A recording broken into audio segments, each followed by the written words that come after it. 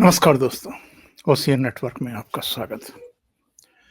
उत्तर प्रदेश एक समय सफाई महोत्सव के लिए जाना जाता था और ऐसे-ऐसे लोगों को बुलाया जाता था वहाँ पर, जो दूसरे कारणों से बदनाम थे। मशहूर तो मैं नहीं कहूँगा, प्रसिद्ध तो नहीं कहूँगा, बदनाम थे। ऐसे लोगों को भी वहाँ ठुमके लगाने के लिए बुलाया जाता था और सामने समाजवाद का झंडा बुलंद करने वाले यानी समाजवाद की बात करने वाले लोग बैठते थे और पूरे रात वहाँ यही सब ड्रामा, नाटक, नौटंकी चलता था। 2-2 3-3 दिन तक चलता था और उस पर सैकड़ों करोड़ रुपया फूँका जाता था। मतलब खजाने से भी फूँका जाता था और केवल एक ऐसे क्षेत्र पर जहाँ मुलायम सिंह यादव ने जन्म लिया था, उस क्षेत्र को ही चमकाने के लिए जिस तरीके से शायद हजारों करोड़ रुपया फूंक दिया गया और पूरे उत्तर प्रदेश को उपेक्षित रखा गया। भगवान श्री राम के जन्म स्थान को तो अभिशाप के तौर पर पूरी तरीके से न केवल उपेक्षित किया गया, बल्कि उनकी प्रतिमा जो दशकों तक अभिशप्त कर दी गई, एक त्रिपाल में रखने के लिए, रहने के लिए, वहां पर कोई भक्त अगर जा भी रहा है, अगर कोई अपनी लोकतांत्रिक तरीके से प्रदर्शन करते हुए मांग भी कर रहा है, तो उनको क्या दिया गया? गोली, लाठी, मुकदमे और जेलें, कारागार में उनको ठूंस दिया गया। आज माहौल पूरी तरीके से बदला हुआ है। पूरे देश में एक ऐसा वातावरण बन गया है और देख करके कभी-कभी आंखें भर आती हैं। भव्य और दिव्य मंदिर बनकर के तैयार है। सिर्फ एक कदम की दूरी पर हम बैठे हैं। आज 20 जनवरी है, बस कल का दिन बीच में है और 22 जनवरी को उस भव्य और दिव्य मंदिर में रामलला की प्राण प्रतिष्ठा होनी है। एक तो 14 वर्ष का वो वनवास था और एक ये पता नहीं कितने वर्ष लंबा तिरस्कार कह लीजिए, अपमान कह लीजिए, कुछ भी आप इसको नाम दीजिए। और एक स्वतंत्र देश में, एक ऐसे देश में जहां बहुसंख्यक हिंदू हैं, वहां पर ये सब किया गया और राजनीतिक कारणों से किया गया। आज हम इसी से जुड़े हुए कुछ मुद्दों पर बात करेंगे और ये बेशर्म लोग अभी भी राजनीति कर रहे हैं, अभी भी इस पूरे वातावरण को सांप्रदायिक करार देने की बेशर्मी दिखा रहे हैं। यानी भगवान राम का काज अगर कोई कर रहा है, जो हमारा खोया हुआ गौरव है, जो सम्मान है, जो हमारी भावनाएं हैं, जो हमारी संवेदनाएं हैं, जो हमारी पहचान है, उसको अगर लौटाने की कोशिश की जा रही है, तो इसमें ये सांप्रदायिकता का पुट देख रहे हैं और अभी भी अपनी हरकतों से और दुष्प्रचार से बाज नहीं आ रहे हैं। सीधे जुड़ लेते हैं लखनऊ से मेरे साथ बहुत ही खास मेहमान, वरिष्ठ पत्रकार सतीश चंद्र मिश्रा जुड़ रहे हैं। उनके साथ जुड़ करके इस चर्चा को आगे बढ़ाते हैं। सतीश जी, बहुत अभिनंदन, बहुत स्वागत, नमस्कार। ओंकार जी नमस्कार, दर्शकों को भी नमस्कार। सतीश जी, सबसे पहले तो जो इस समय वातावरण है, केवल अयोध्या की बात मैं नहीं कर रहा, उत्तर प्रदेश की बात मैं नहीं कर रहा, पूरे देश में भी और विदेशों में भी, विदेशी मीडिया में भी अगर हम देखें या विदेशों में बसे हुए भारतीयों को भी देखें, सब आह्लादित हैं, सब उत्साह से, उल्लास से परिपूर्ण हैं। 22 जनवरी की इस घड़ी का बेसब्री से इंतजार कर रहे हैं और बहुतों की तो आंखें नम हैं। क्या कहेंगे इस वातावरण पर? हाँ ओंकार जी, उत्साह का आलम यह है कि मैं आज ही खबर एक पढ़ रहा था कि दुनिया के 57 देशों में, आपने कहा ना देश देश नहीं, दुनिया के 57 देशों में अलग अलग तरह से 22 जनवरी को जश्न की तैयारी है। वो शायद 3,000 तो, उन 57 देशों में 3,000 तो स्क्रीन लग रहे हैं जो अपने अपने स्थान पे उसका लाइव टेलीकास्ट करेंगे। जो 22 तारीख को अनुष्ठान होगा। तो और दर्शक ये भी जान लें कि वो जो 57 देश हैं कोई छोटे मोटे देश नहीं। उसमें अमेरिका भी शामिल है, इंग्लैंड भी शामिल है, जर्मनी भी शामिल है, फ्रांस भी शामिल है, जापान भी शामिल है। यानी दुनिया के जो G20 देश अभी इकट्ठा हुए थे, दुनिया के 20 जो ताकतवर देश हैं, उनको मिलाकर 57 देश। तो आप ये कह सकते हैं कि 70% दुनिया, अगर आप पॉपुलेशन की भी बात करें, तो वो जो ताकतवर है उन देशों में ये भगवान राम का उत्सव लाइव देखा जाएगा। अलग अलग उन्होंने अपने हिसाब से प्रबंध किए, जहाँ जैसी संख्या है। तो इससे अनुमान लग जाता है कि कितना बड़ा ये आयोजन है। और उसका कारण है ओंकार जी, कि मैं जब ये सारी डिबेट में इस बात को बोल रहा हूँ कि ये अनुष्ठान हम लोगों की पीढ़ी, या हमसे जो इस समय जीवित लोग हैं, क्योंकि हमसे हमसे जो पहले की पीढ़ी, जो जिनको आप सीनियर सिटीजन कह लीजिए, या जो हमसे छोटी पीढ़ी है, जो नौजवान पीढ़ी है, ये बहुत भाग्यशाली पीढ़ी है कि वो उस कालखंड की गवाह बन रही है जो 3,000 साल में ये घटना हो रही है। ये जो अड्डा तोड़ा गया था बाबर का, वो 500 साल पहले तो उसने मंदिर को ध्वस्त कर दिया था। और उससे कई हजार साल पहले कब वो मंदिर बना होगा, जब वो मंदिर बना होगा तब भगवान राम की मूर्ति वहां उसकी प्राण प्रतिष्ठा हुई होगी। उसके बाद अब हो रही है, तो 1,500-2,000 साल बाद, कम से कम 1,500-2,000 साल बाद तो ये आयोजन दोबारा अयोध्या में हो रहा है। और जिन्होंने इस मंदिर का निर्माण किया है, जो L&T जिस कंपनी ने बनाया है, उसके इंजीनियर, या जिन्होंने उस भगवान राम की प्रतिमा को गढ़ा है, अरुण योगीराज जो मूर्तिकार है, वो ये कह रहे हैं कि कम से कम 1,000-1,200 साल ना तो उस मंदिर में कोई खराबी आनी कुछ किसी प्रकार की, ना वो मूर्ति प्रभावित होनी। तो अगले 1,000-1,500 साल तक तो ये कंफर्म है कि अब दोबारा ये प्राण प्रतिष्ठा का अनुष्ठान अयोध्या में भगवान राम की प्रतिमा का नहीं होगा। तो ये तीन, अगर आप आगे पीछे जोड़ लीजिए, तो 3,000 साल के बीच में जो एक ये हो रहा है, तो ये हम लोग बड़े भाग्यशाली हैं कि हम लोग इसको देखेंगे, सुनेंगे, इसके गवाह बनेंगे। और वही स्थिति पूरे दुनिया में जहां भी हिंदू रहता है, तो जो 57 देश जो बात की, उन सब में ये उत्साह है। उनको मालूम है कि वो एक ऐसे क्षण के साक्षी बनने जा रहे हैं जो हजारों साल पहले कभी हुआ था या हजारों साल बाद होगा। तो इसका महत्व इसी से समझ में आ जाता है। और बाकी जो स्थितियां हैं कि इस समय पूरा देश राममय है। आप किसी किसी क्षेत्र में चले जाइए, किसी सड़क पे चले जाइए, किसी इलाके में चले जाइए, किसी ऑफिस में चले जाइए, मुद्दा केवल यही है, मुद्दा केवल यही है। और ये मुद्दा नहीं, कोई बहस नहीं हो रही, एक तरह से सब राममय है।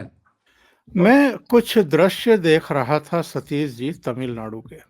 आजकल हम देख रहे हैं प्रधानमंत्री नरेंद्र मोदी को, प्रधानमंत्री आवास के अगर आप सीन देखें तो वो कुछ ना कुछ स्वाध्याय कर रहे हैं, कुछ पढ़ रहे हैं अनुष्ठान के तहत जो उनको बताया गया है। सामने गाय आपको दिखाई दे रही है जिनकी सेवा वो आजकल कर रहे हैं। इसके अलावा वो जगह-जगह जा रहे हैं। एक सोशल मीडिया पर ये दृश्य आया है जब वो एक रोड शो कर रहे थे, गुजर रहे थे और सामने घर में खड़ी हुई एक महिला उनका अभिवादन करती हैं। इसके अलावा भी कुछ दृश्य आए हैं, वो स्नान करते हुए दिखाई दे रहे हैं, वो मंदिर के प्रांगण में जा रहे हैं। अलग-अलग जगहों की ये तस्वीरें हैं। एक और तस्वीर जो है वो दिखाई पड़ी है मुझे, तस्वीर क्या वीडियो आया है। ज़रा इसको एक बार देखते हैं सतीश जी।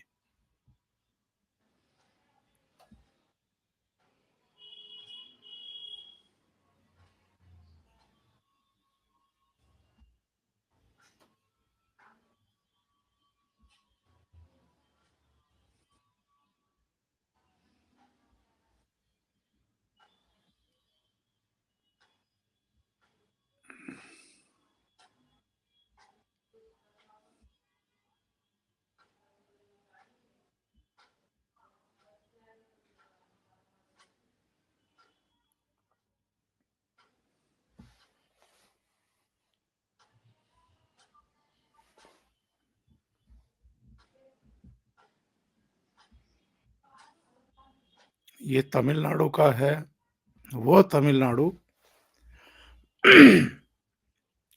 जो द्रविड़ पॉलिटिक्स के लिए जाना जाता है, और हाल में वहाँ बड़े बदलाव हम लोग देख रहे हैं।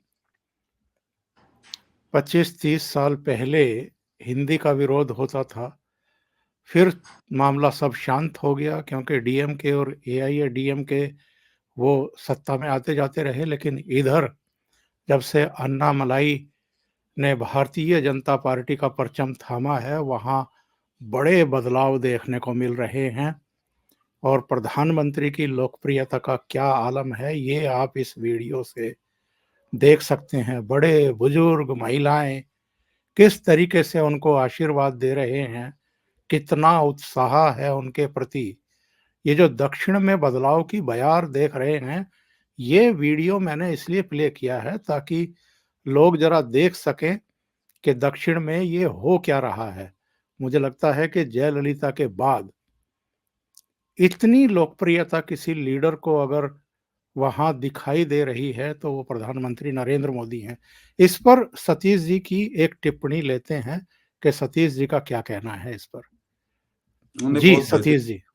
बहुत बेहतरीन वीडियो आपने दिखाया, मेरी निगाह में नहीं गुजरा था, अद्भुत है वीडियो। और ये बहुत कुछ कहानी कह रहा है कि दक्षिण भारत कैसे करवट ले रहा है, तो वहाँ का जो समाज है।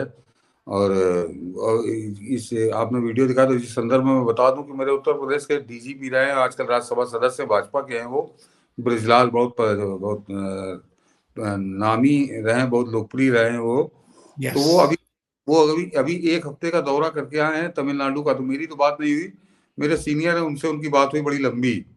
तो ब्रजलाल जी ने उनसे यही कहा कि जो कुछ मैंने तमिलनाडु में देखा, तो मैं अचंभित था कि ये तमिलनाडु का ये जो नज़ारा। तो उन्होंने कहा कि तमिलनाडु अब की चौंकाएगा पूरे देश को।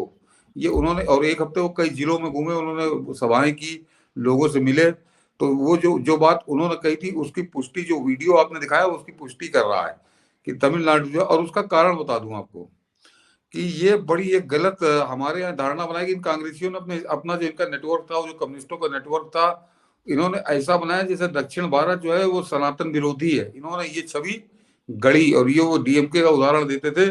लेकिन जरा इतिहास का अगर इसका ठीक से मूल्यांकन किया जाए तो ये सरासर झूठ बोलते थे।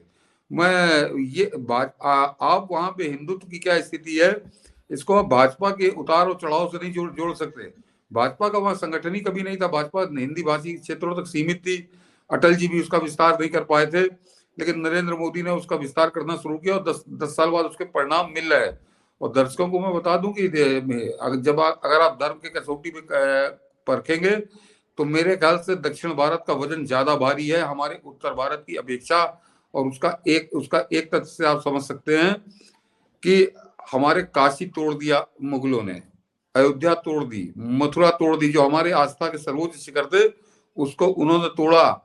लेकिन वो मुगल शासन और हिंदुस्तान का बादशाह संभालने से पहले औरंगजेब तो दक्षिण का ही सूबेदार था, एक तरह से दक्षिण का ही उसके पास था।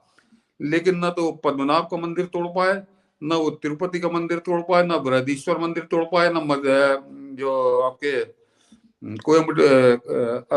कोयम्बटूरी में तो है जो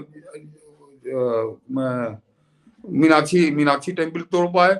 हमारे कोई मंदिर वो तोड़ नहीं पाए। इसका मतलब समाज बहुत संगठित धर्म के प्रति, और इस सनातन वहां पे बहुत ताकतवर था, एक साथ था, इकट्ठा था, हमारी तरह बटा नहीं था। मेरे ख्याल से जिस समय ये काशी मथुरा अयोध्या तोड़े गए, तो उस समय भी मुलायम लालू जैसे लोग थे जो सेकुलरिज्म का कुछ उनके अलग नशा था, उसकी कीमत हमने चुकाई। गुजरात में सोमनाथ तोड़ दिया गया, लेकिन मैंने कहा दक्षिण के सारे मंदिर सुरक्षित हैं, और जिनका इतिहास पढ़िए तो एक एक हजार साल का है। तो ये तो पहले उसकी पृष्ठभूमि समझिए। मेरा ओंकार जी बचपना भी गुजरा है बनारस में, फिर युवा अवस्था में काफी समय मैंने गुजारा है। तो बनारस में भी जो बाबा विश्वनाथ के दर्शन करने आते थे, अगर आप बाहर के यात्रियों की बात करिए तो सर्वाधिक संख्या दक्षिण भारत के ही भक्तों की होती थी जो आते थे बनारस में बाबा विश्वनाथ के दर्शन करने। तो ये, और जो अब आप राजनीति की जरा इतिहास समझ लीजिए कि वो जो पेरियार था, उसने ये शुरू किया सनातन विरोधी एक राजनीति का एक धंधा। और वो उसका जो चेला था वो अन्ना दुरई, उसने जैसे सत्ता आई तो उसने पहले पेरियार को लात मारी, पेरियार को किनारे कर दिया। वो आदमी बिल्कुल जब मरा है तो बहुत गुमनामी मरा वो।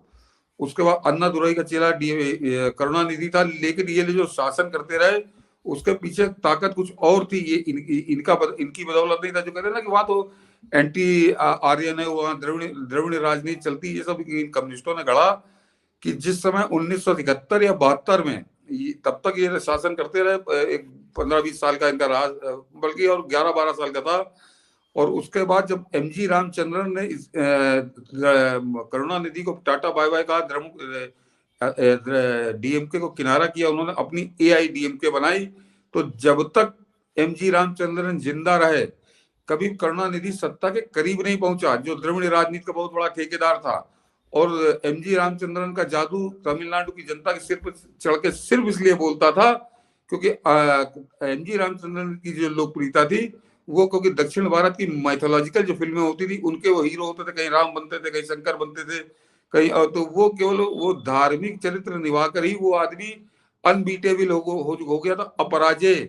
और ये स्टालिन का जो बाप था करुणानिधि, ये कभी उस आदमी से जीत ही नहीं पाया जब तक एमजी रामचंद्रन जिंदा रहे। तो जरा सोचिए कि दक्षिण भारत की जड़ों में धर्म कितनी गहरे तक, धर्म की जड़ें कितनी गहरी हैं।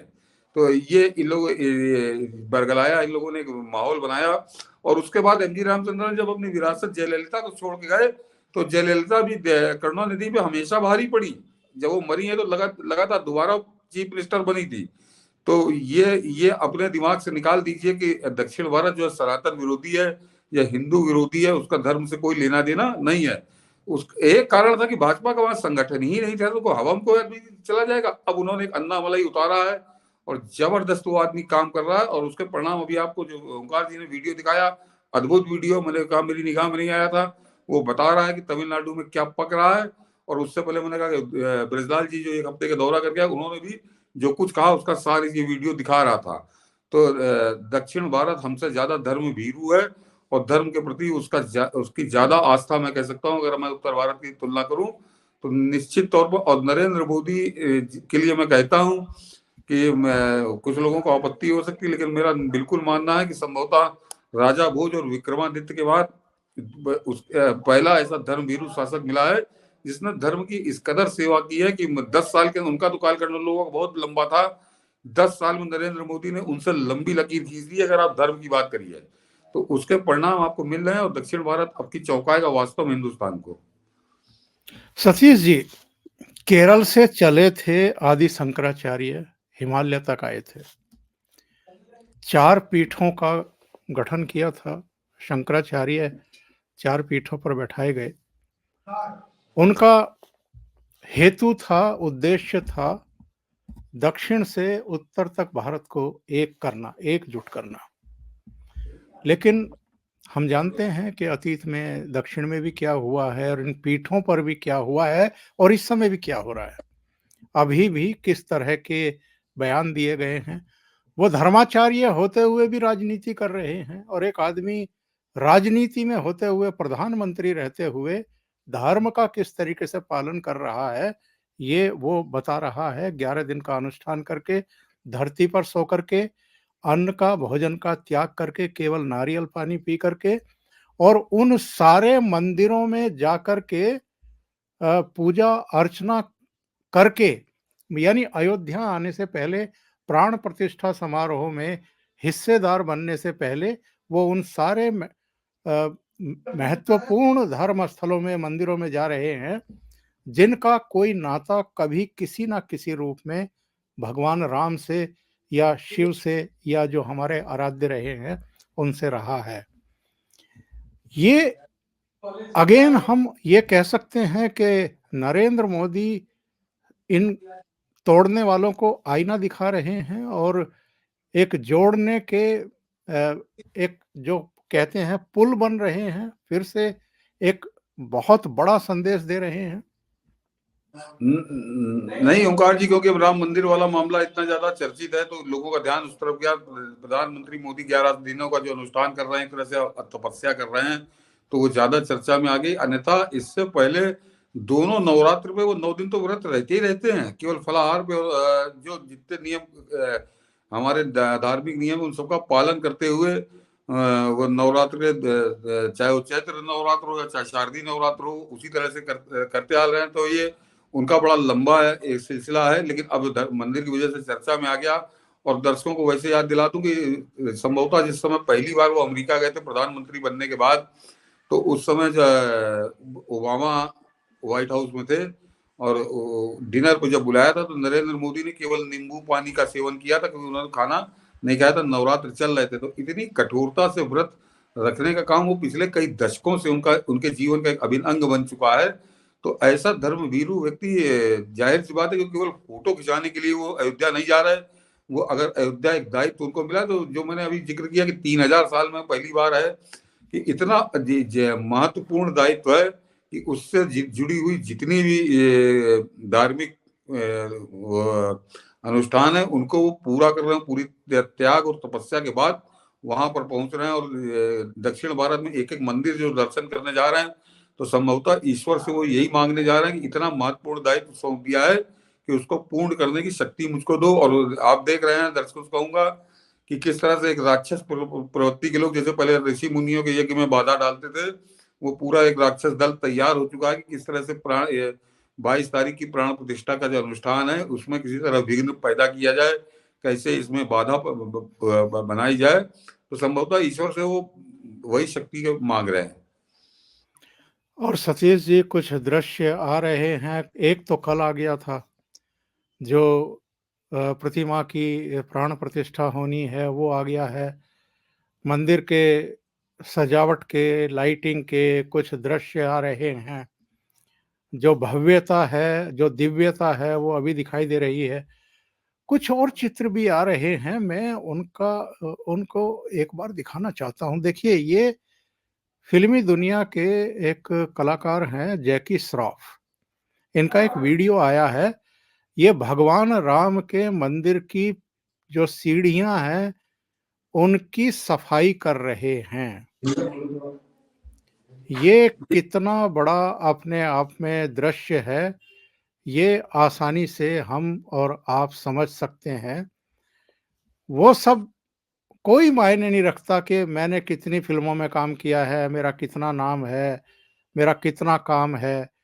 एक तरफ ये जैकी श्रॉफ है, एक कलाकार हैं, एक तरफ हमारे प्रधानमंत्री हैं, बिल्कुल राम के भक्त बनकर के लेमैन की तरह जिस तरीके से वो सारे अनुष्ठान कर रहे हैं, सारे यम नियमों का पालन कर रहे हैं, वैसे ही एक आम आदमी बनकर के मंदिर की सीढ़ियों की सफाई करते हुए जैकी श्रॉफ दिखाई दे रहे हैं।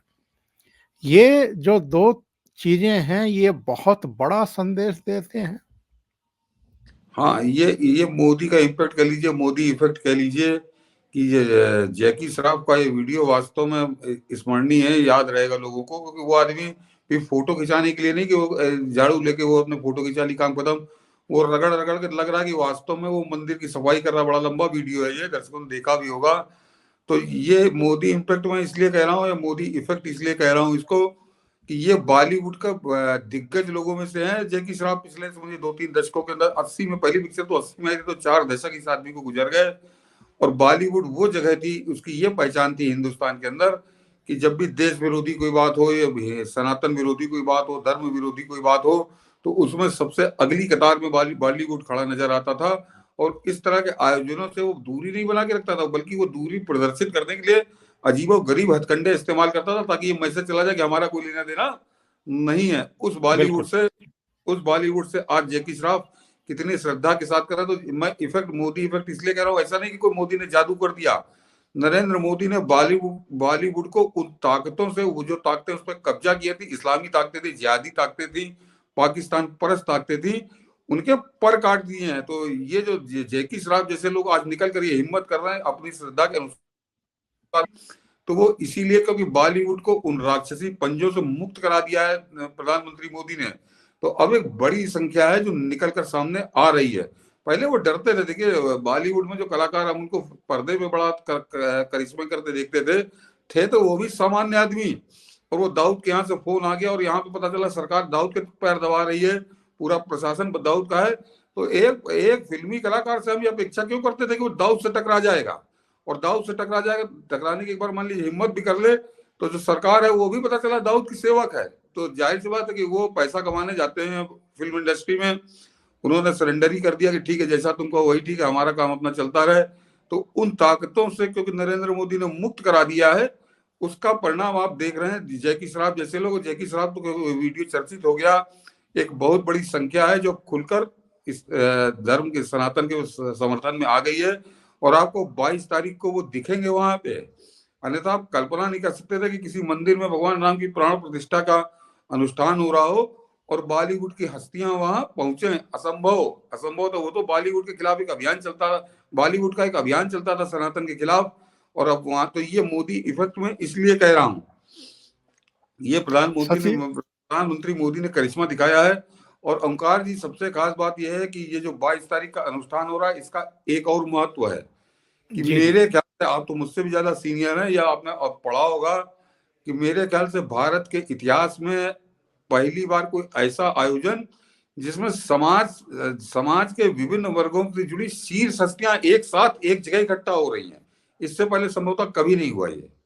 कभी, चाहे वो खेल जगत की हो, चाहे उसे फिल्म जगत की हो, चाहे राजनीति से हो, साहित्य से हो, बिजनेस उद्योगपति, जरा याद करिए कि ऐसा कौन सा मौका आया, मैं केवल अभी बिजनेस का ही लेता हूं, कि टाटा भी हैं, अंबानी भी हैं, अडानी भी हैं, और महिंद्रा भी हैं, कुमार मंगलम बिरला भी हैं, ये एक जगह खड़े हो रहे हैं। तो ये दूसरा मोदी इफेक्ट है कि पूरे देश को एक कर दिया। और किसी भी क्षेत्र की बात करिए, किसी भी क्षेत्र की बात करिए, उसकी जो टॉप सेलिब्रिटी हैं वो सब वहां क्रिकेट की एक से एक हस्तियां पहुंच रही, क्रिकेट की जुड़ी, बाकी खेल से जुड़ी हस्तियां पहुंच रही हैं। हद तो यह है कि हरभजन सिंह का जो पंजाब से बयान आया है, वो गजब का बयान आया है। आम बिल्कुल आदमी पार्टी बिल्कुल। का वो राज्यसभा सदस्य, उसको स्पोर्ट्समैन के नाते बुलाया था, उसने तो धो दिया एक तरह सबको कि कोई नाराज हो चाहे कुछ भी हो, मैं तो जाऊंगा, मुझे निमंत्रण मिला है।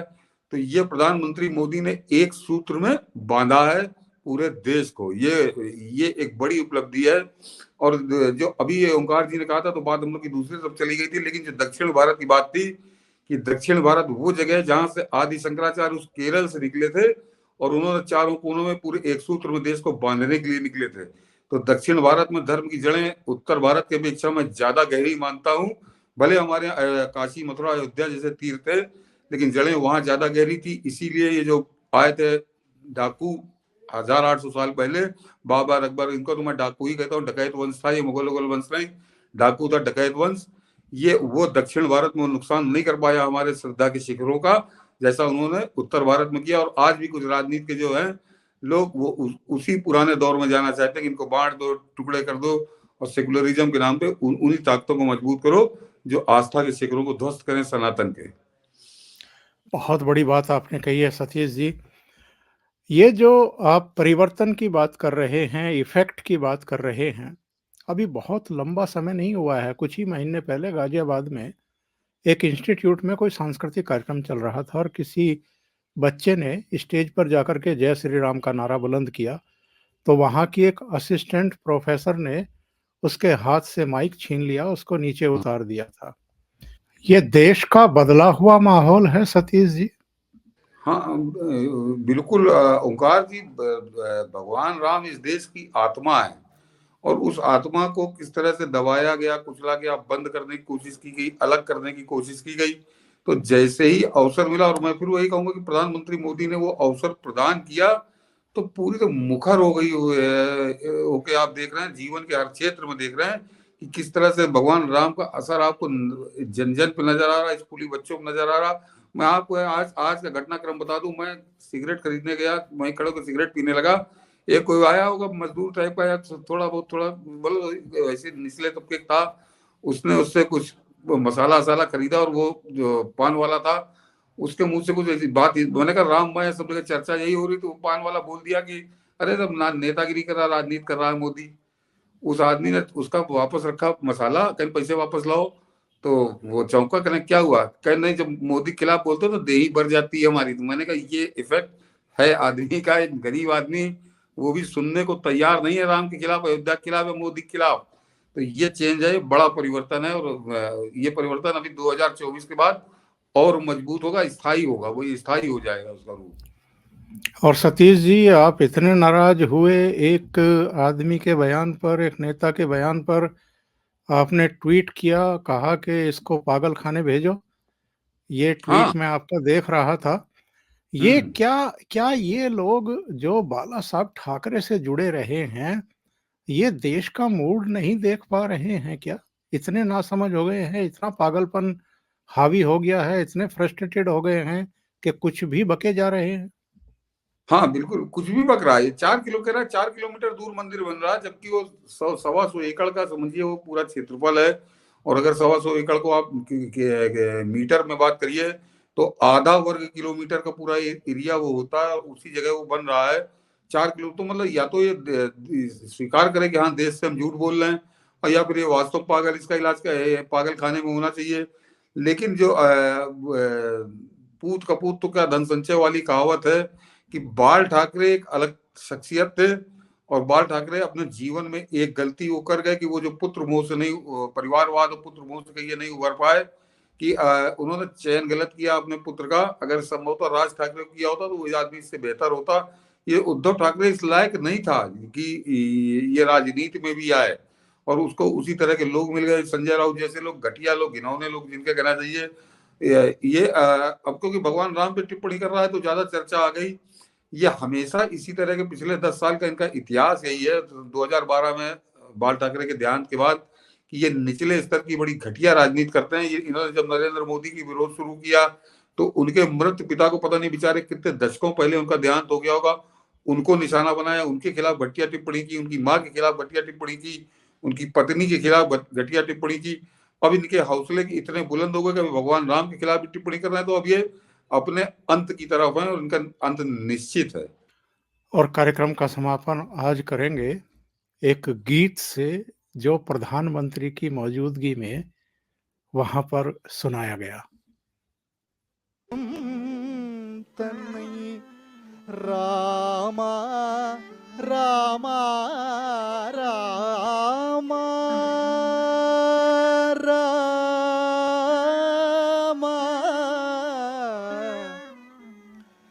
ராமன் என்னும் செம்மை சேர் நாமம் தன்னை கண்களில் தெரிய கண்டான் ராமன்